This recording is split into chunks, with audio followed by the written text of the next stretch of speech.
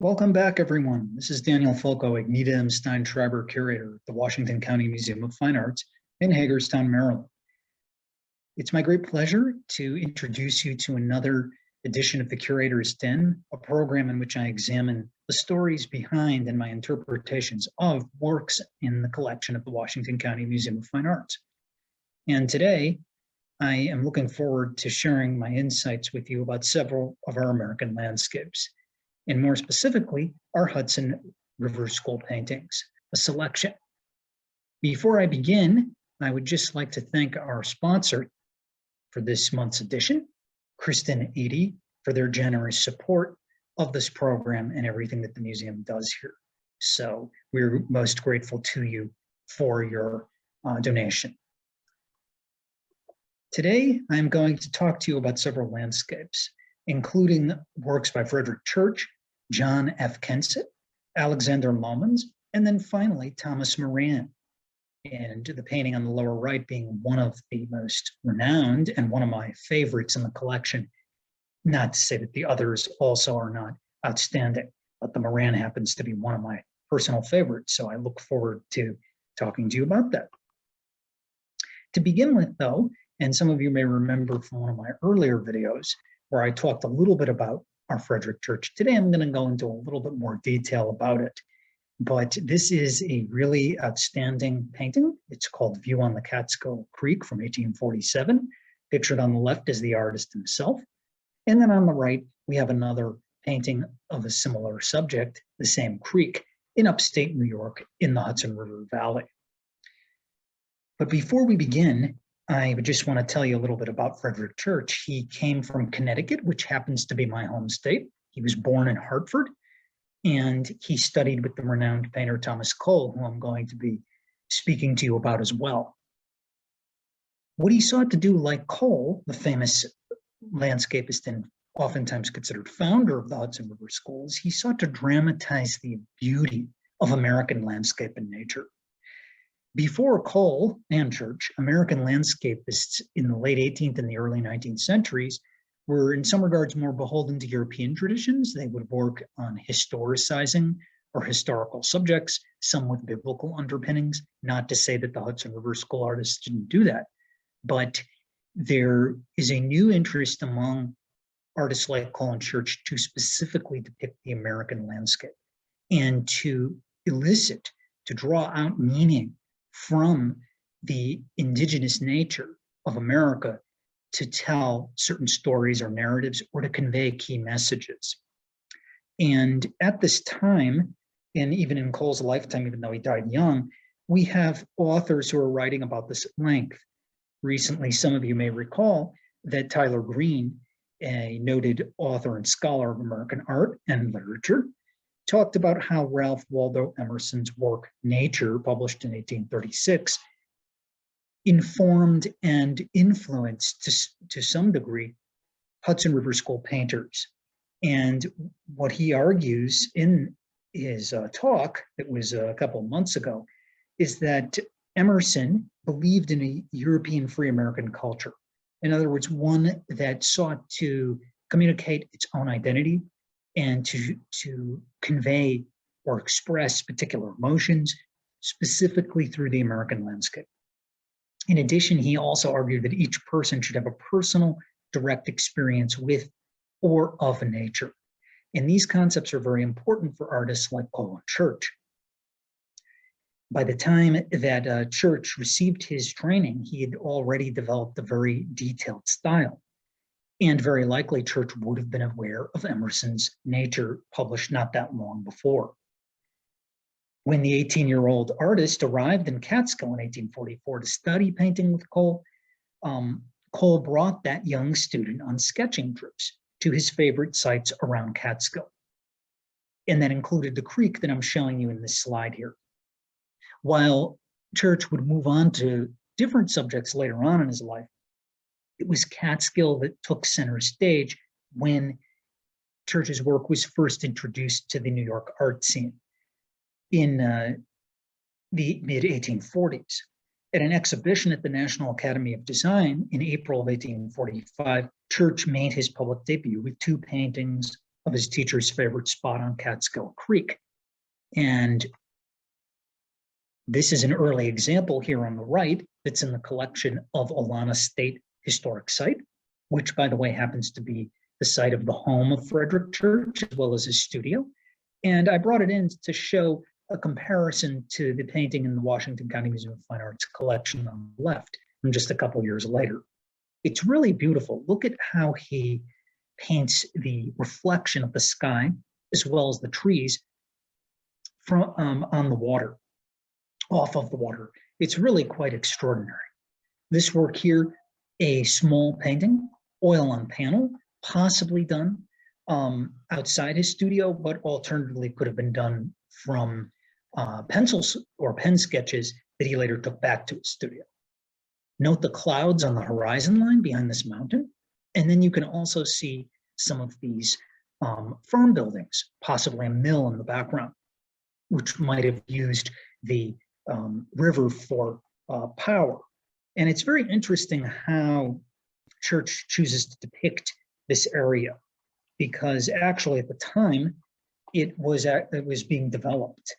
And in reality, as some scholars have noted, Catskill Creek by the 1830s was the focus of intense industrialization, a theme to which we will return later in the program, and development. And for example, in 1836, the creek itself was lined with quote unquote 16 grist mills, 26 sawmills, 8 fulling mills, 7 carding machines, 1 woolen factory, 2 iron works, a trepannor, multiple tanneries, and 2 paper mills and a brewery. So how Church, and I'll show you in a moment a painting by Cole, the same subject, wants us to see this is absolutely pristine. And that's really very important if we get back to those Emersonian ideas that were circulating at this time, and that set off a new interest in drawing analogies or metaphors between nature and art. This is the unspoiled, untouched, pure American landscape. The only hint at civilization in Church's Washington County or Hagerstown picture here is the man in a boat on the left. But here on the right, the only signs of civilization are these buildings, the farm buildings or potentially mills. To me, they look more like barns and a house, potentially a house there. That industrialization is removed from these paintings so that we can be immersed in this contemplative nature, this beautiful scene. Very likely, the Hagerstown painting, it occurs late in the day, late afternoon, potentially getting towards dusk. And I just really admire the way that he painted this. In shadow here on the right, acting as a kind of wing to the composition, and then on the left, anchored by the fallen tree and the branches. And look at those little ripples on the water that only disturb the stillness of the scene very slightly. You can almost picture being there on this summer day and taking in both the smells, the sights, and the sounds of the scene. I should note that in the background, it would appear there that there could be a farmhouse, possibly a mill. But again, his emphasis is not at all on the industry, something that Hudson River School artists sometimes make reference to in their work, as we're going to see, of course, with Thomas Moran, sometimes George Innes did. More often than not, though, it's about this pristine nature. With these kinds of paintings that Church and Cole made, what they sought to do also, and whether intentionally or not intentionally, was to sort of attract a tourist to the area. Thomas Cole, he creates an even more idealized depiction of the scene. We have a child over here that's seated on a blanket and a woman that's bringing what looks like a bower to that child. There's a figure in the background with a horse racing off to the left, almost as if we're looking at an American Arcadian scene that picks up on conventions of earlier 18th and 17th century French and Dutch landscape, particularly French if we think of Claude Lorrain. This is an American Arcadian. And with Cole's depiction, it is totally pure. Whereas on the right, we have those hints at civilization and of people who live in the area. Of course, the boatman, and then the building in the background here in the center background. So what's going to happen in the Hudson River Valley is there's going to be a surge beginning in the 1840s and 50s of tourists who are going to try to escape the heat and the hustle and bustle of New York and make their way upstate in New York. That's going to lead also to the Hudson River School artists. Particularly one to note is Asher B. Durand, who's a little bit older than Frederick Church, who along with Cole sort of found the Hudson River School. They are going to press further, and their contemporaries, into the Adirondacks, thereby expanding the number of tourist sites for Americans to enjoy. Paintings by these artists, in some cases, will be reproduced as engravings. And it's important to note that an artist like Asher B. Durand, whom I discussed last time in my other video, was trained as an engraver, as was another artist that we're going to see in just a moment. I just show you that as Frederick Church's career took off, he began to explore other subjects. He would travel abroad in the 1850s, and particularly he went to the Andes of Colombia and Ecuador.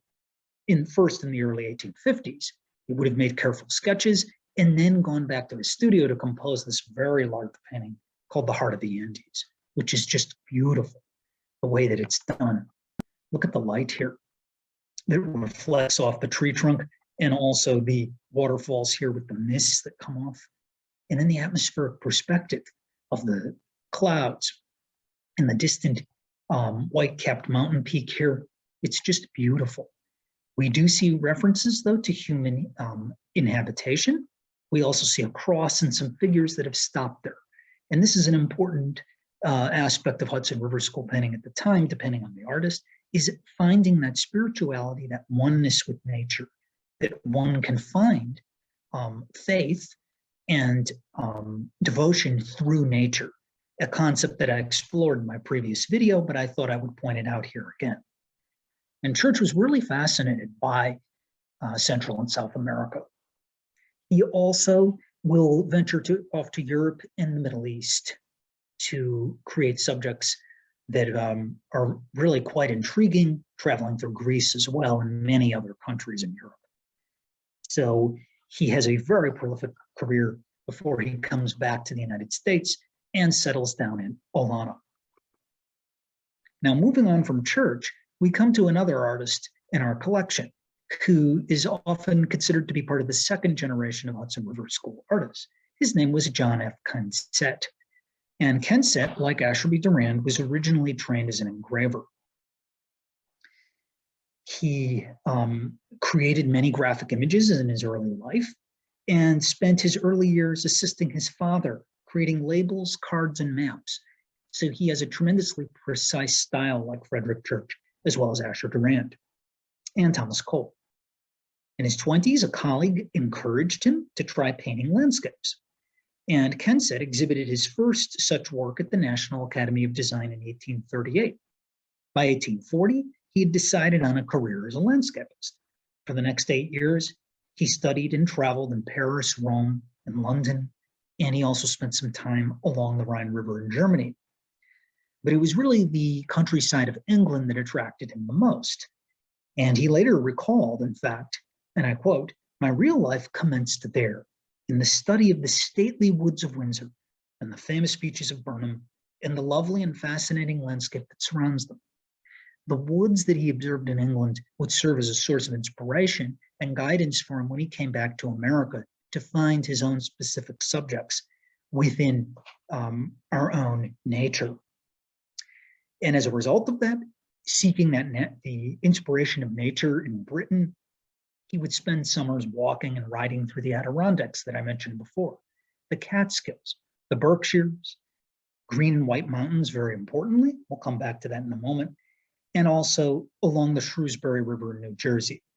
Later on, he would spend time near Newport, Rhode Island. And during the winters, like many of his contemporaries and predecessors, he would create larger oil paintings in his studio from sketches that he had made during the warmer seasons.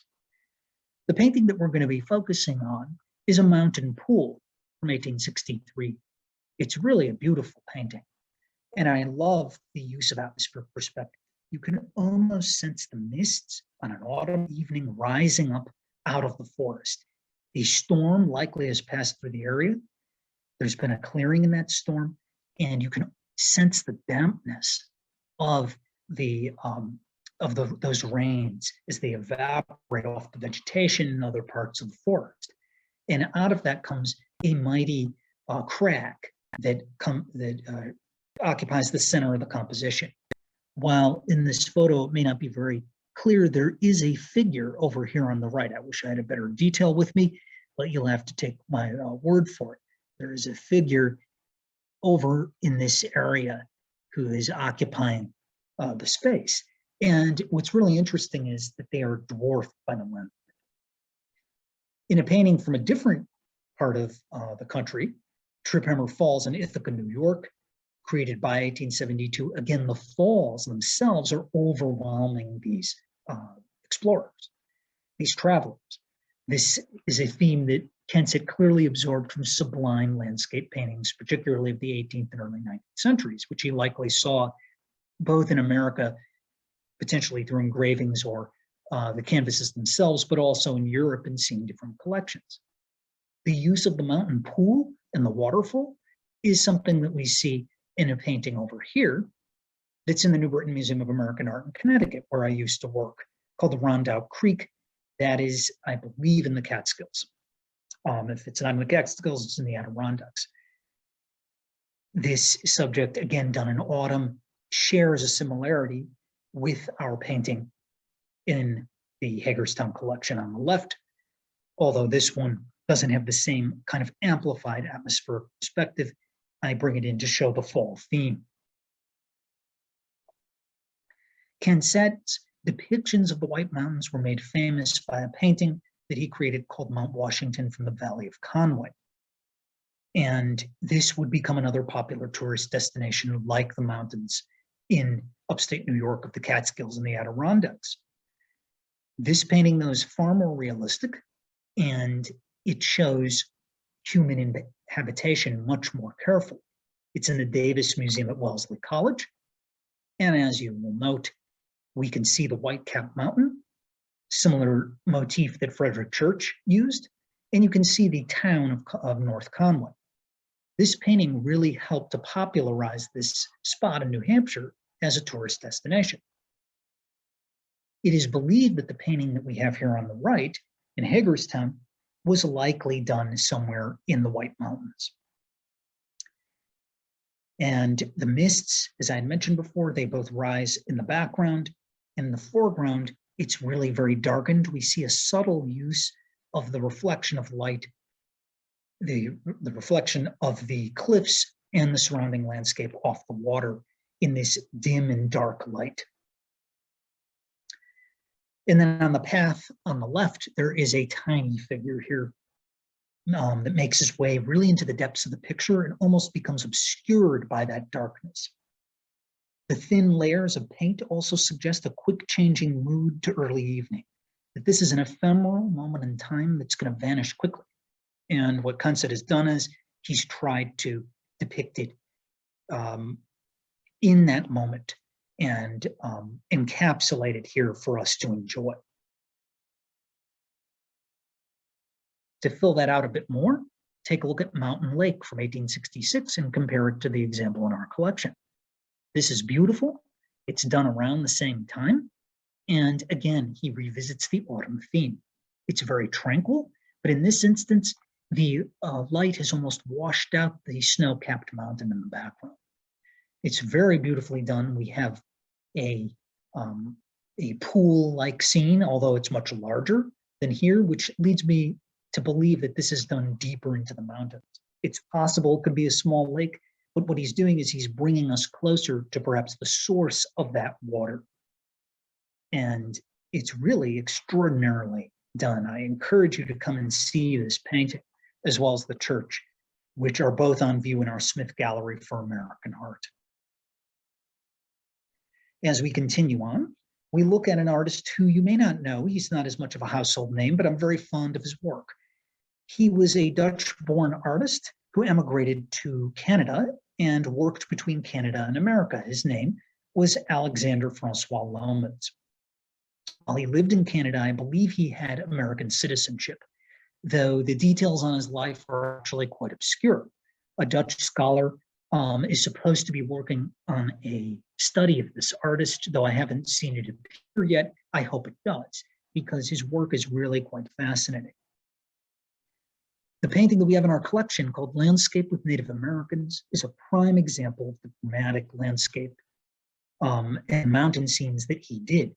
They very often feature waterfalls, and they're inhabited by indigenous American peoples. This is in view in our Mason Gallery, and I hope that you're able to come and see it. The artist's signature is down below. Note how he's placed the Native Americans here who are making a fire. Another one is over here closer to the cliff and is observing and taking in the scene. A group of birds, a flock over here, is making their way off towards the left of the picture. It's a very idealized scene in nature, and he tries to depict the oneness of Native Americans with nature. And this is an important theme in American art, particularly because at the time, the US is expanding westward. And we mustn't neglect to mention that this was done very brutally. The Manifest Destiny doctrine, it involved the displacement of Native Americans, the massacring of them, and the complete ill treatment of them and a lack of respect for their culture. Now, in terms of Almonds, I don't read anything about him that was involved in these types of endeavors, but these kinds of pictures have multiple interpretations. One about the unspoiled nature, which I think is more what Almonds is focusing on, and the other about the Manifest Destiny, the right to expand westward. So I just wanted to put that out there, that these are very idealized. And at the time that works like this are painted, the Native Americans are being pushed all the way to the west. This could have been done anytime between 1840 and 1880. He creates an image, though, of the sublime, the waterfalls, the crags, and that these peoples are living in unison with nature. I'm very fond of the light in this painting, and it was one of the works that we had conserved for the American Art Gallery's refurbishment project back between 2018 and 19. And here's what it looked like on the left. It was, the varnish had completely gone on it. It needed some areas of in painting. And then over here on the right shows you the in process. Half of it cleaned, half of it not. And the results were really quite staggering in terms of bringing it back to life. And this is the final result, unframed and framed here on the right. The oval frame creating a window-like view, but this is what the canvas looks like without it, the sky being a little bit larger. Now, Almonds doesn't just pull this out of nowhere. He's drawing upon a tradition that was created in large part by Thomas Cole and perhaps other artists, who most famously painted his Last of the Mohicans series. On the left, Korra kneeling at the feet of Tamenund from 1827, and then the Death of Korra, circa 1827, based upon James Fenimore Cooper's renowned romance. That is really quite interesting in terms of the what Cole does with this. I don't have time to get into all of the narrative, but suffice it to say that Cole is interested in the storyline, but he really is more interested in the relationship, I think anyway, between the Native Americans and the grand landscape we see here on the left. Here they are gathering together on this rocky crag in this painting. And then on the right, you have the extensive use of the waterfalls, the cliffs, the amplified and dramatic atmospheric perspective, those mists rising out of the center of the composition. And look at how the figures are dwarfed by that larger, sublime, awesome nature. This exemplifies one of the 19th century American romantic ideals of the noble savage who is at one with wilderness, and also the power of nature over humans, the blasted tree, a common motif in landscape painting going all the way back to 17th century examples. So clearly, Almonds is very aware of what Cole was doing earlier in the 1800s. He might have also been aware of works like A View of Shroon Mountain After a Storm, in which a Native American is depicted within this scenery, and specifically down here. Look at how mighty the mountain is in comparison to that individual. And there is the Native American sort of hidden and camouflaged within the autumn foliage. So there are key precedents for this. And if you put the example in our collection next to the scene, the Death of Korra, you can see the relationship. And being younger than Thomas Cole, Almonds clearly knew of his examples, at least in my opinion. Just to show you a little bit more of what he did, he worked with this theme in creating paintings like Indian Encampment that was formerly on the art market. You can see it here. And then also Indians by the Falls, 1840 to 50. And this one, which is one of my favorites, Vista with Native Americans on an outcropping, where the windswept sprays of a storm passing through, and also the sprays of the waterfall, seem to be blowing against the Native Americans on this precipice. It's really an outstanding painting. And it would be great if this artist does have a monograph published on him, perhaps even someday an exhibition, because he really deserves a lot of attention, particularly as we are, as scholars of American art, as specialists in both museums and academia, looking at the relationship between white or Anglo-European American artists and the Native American experience, both in terms of indigenous art, but also American landscape. And Almonds would travel around. He exhibited his work both in Canada and also America, painting landscapes in New York, Minnesota, the Rocky Mountains of the Canadian provinces of Ontario and Manitoba. So, an interesting artist, indeed. Now, shifting gears and moving to somebody who's quite different, we come to one of my favorite paintings in the collection and favorite artists, Thomas Moran, who was originally born in England and immigrated to this country. Tim Berenger, a professor of art history at Yale University in the Fine Arts Department, gave a lecture about this painting. And if you're interested in seeing that video, it is, I believe, on our YouTube page online. So I will talk a bit about this, but what I'm going to do is place it in broader context. What is unusual about it is that, well, number one, it's the museum's first purchase, and a very wise one at that, bought in 1940. But what's really unique about it is it's his only larger scale painting to depict and to a certain extent glorify industry. And that's what we're looking at here. We're looking at a view of New York from the docks of what's today Jersey City. Communipaw was a location, but it was basically subsumed by Jersey City. And we're looking at a variety of different factories. Specifically in this area, as recorded, there was the Lorillard Tobacco Company, Jersey City Glass Company, Sugar Refineries, American Pottery Company, Colgate Soap, and Dixon Pencils, just to name a few. So these particular spots attract the attention of Moran. Look at how he shows all of this debris that's washed up on the shore from the harbor. We have a crane that's very likely used over here to offload cargoes and very likely to load them onto a train to be taken to New York. But look at all the pollution as a result of this industry, this progress. He expresses his anxiety about this, and this is something that clearly concerned him. Between 1879 and the early 1880s, Moran and his wife were staying both in New York, and they would make trips to New Jersey. And this subject interested him, and he depicted it on several occasions, as we're going to see. Look at the atmospheric perspective that he uses here.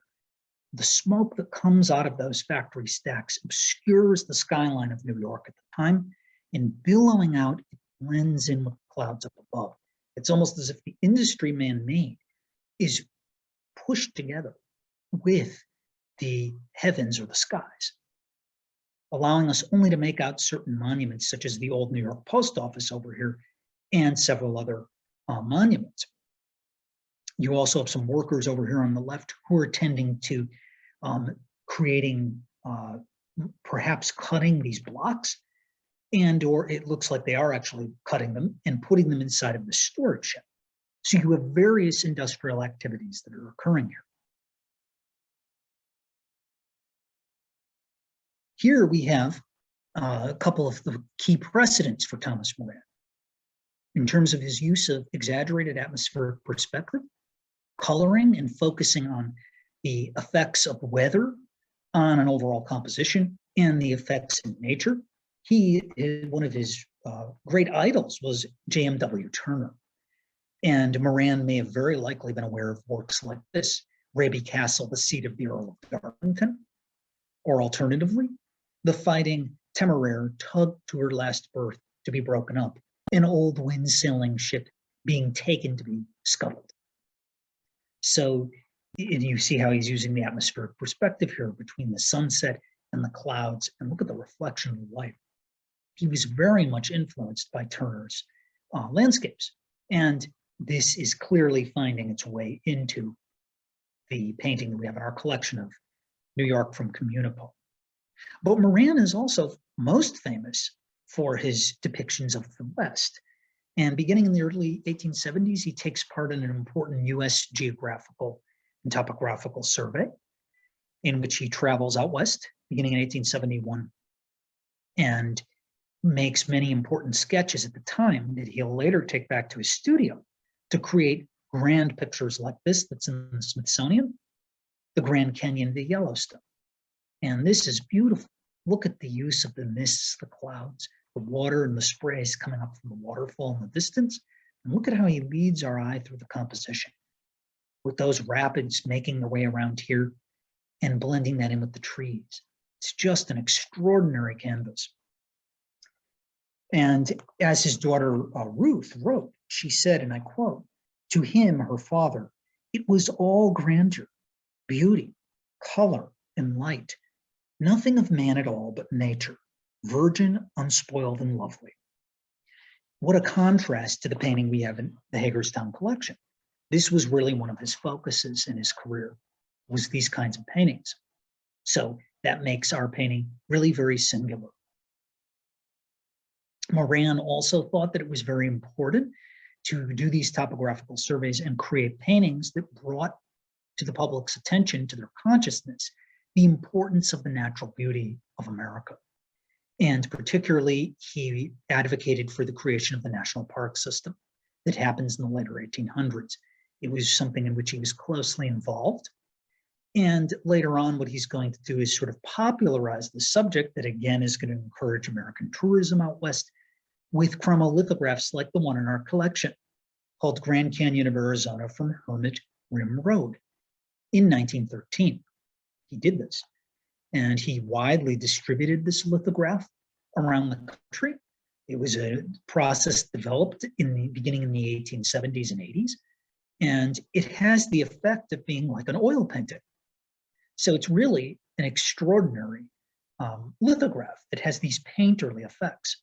Look at those trees here. Some of them are blasted, contrasted against, again, a dramatic sky.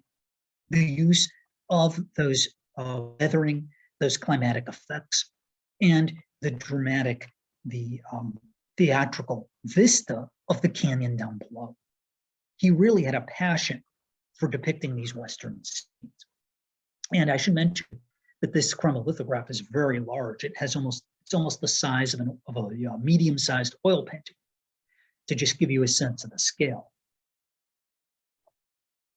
And I show that in comparison over here to an oil painting that was on the art market not that long ago. It was sold at Sotheby's, Grand Canyon, Arizona, A Miracle of Nature, Zoroaster Peak from 1913. This one, he looks at the effects of a storm contrasted with the clearing over on the right. But it's similar to the chromolithograph in terms of how he wants us to see this view. It's from on high, it's from a cliff and looking downwards. expressing his enthusiasm and his passion for the beauty of the American landscape. And that's what drew Thomas Moran to come back to this area many times. Here he is standing on Bright Angel Trail at Grand Canyon, which I believe is in Arizona, on the top photograph. And then down below, in one of William H. Simpson's images, Thomas Moran and his daughters at the Grand Canyon from around that same time. He would make multiple trips back to this spot throughout his life. He was very passionate about it, and it continually provided artistic creativity and sources of inspiration for him. Just to show you a couple of things that relate to our communal painting in the collection. As I had mentioned, it wasn't the only time that Moran depicted. He created a watercolor about a year earlier, in 1879, February, in which the industry is mitigated in the composition, and he focuses our attention instead on the pastoral nature of the subject, which is really quite interesting in this watercolor in the Juniata College Museum of Art's collection, because we only have it referenced, alluded to. He wants us in this instance to see what the meadows and the surrounding landscape were like at the time. Gradually, of course, industry is going to encroach more upon them. There's a tremendous immediacy of this watercolor. It's very gestural, and significantly it's personal, because it's believed that this might be his wife who's with him here on the left. We don't know that for certain, but it seems to be very likely. Here is the preliminary sketch for the painting in our collection.